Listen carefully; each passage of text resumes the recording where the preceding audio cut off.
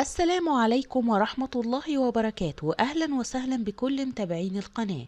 تحديث جديد لأسعار الدولار والعملات الأجنبية والعربية أمام الجنيه المصري من السوق السوداء اليوم.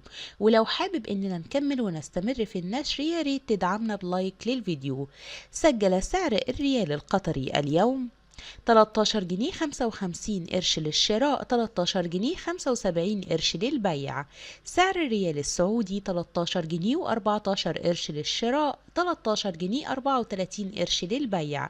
سعر الدرهم الإماراتي 13 جنيه 44 قرش للشراء، 13 جنيه 64 قرش للبيع. سعر الدينار الأردني 69 جنيه 59 قرش للشراء، 71 جنيه و5 قروش للبيع. سعر الدينار الكويتي 160 جنيه 91 قرش للشراء، 164 جنيه 75 قرش للبيع.